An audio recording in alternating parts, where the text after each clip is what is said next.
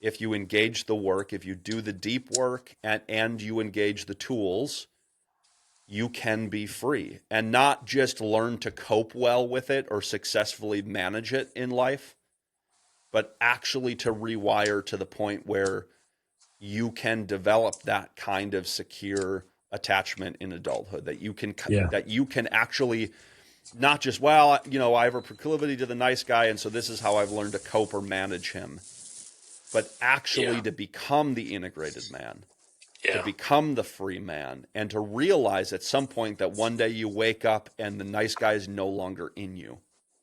Yeah. And there's hope for that because that's Yeah. how he made us.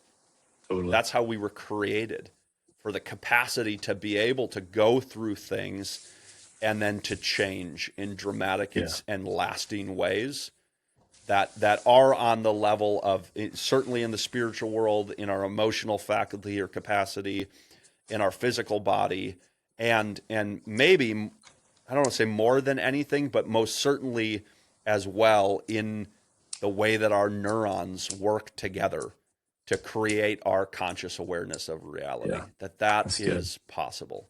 That's good. That's good, Joe. Well, we hope this series has been helpful in revealing yourself to yourself, the parts of you, the nice guys brought awareness. And so maybe just a few questions in closing. Well, one, I'll say the nice guy thrives in isolation in the dark.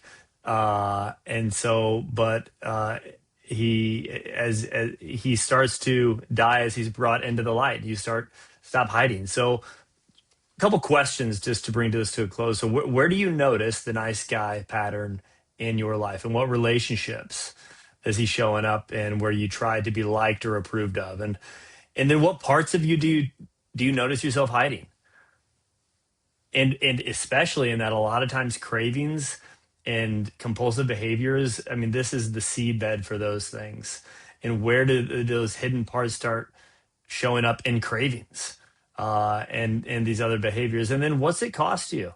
It's really important, I think, a lot of times to take an assessment to look at how these patterns are actually not serving you and they've actually hurt you, maybe leading even to resentment or passivity, certainly dishonesty, as we've talked a lot about. And then what's one area where you can start telling the truth? What's one situation where you can choose honesty over approval? And I would encourage you to look at those closest relationships to you. Maybe it was with your family, maybe it's with your wife, girlfriend, somebody close to you, or even just some good friends. Start owning your desires. What do you want? Start owning your true self, because we got one life, y'all. Well, it's good to be with you guys in this journey.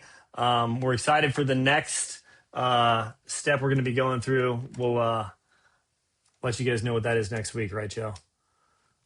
We got That's some right. ideas cooking. Okay. Yeah.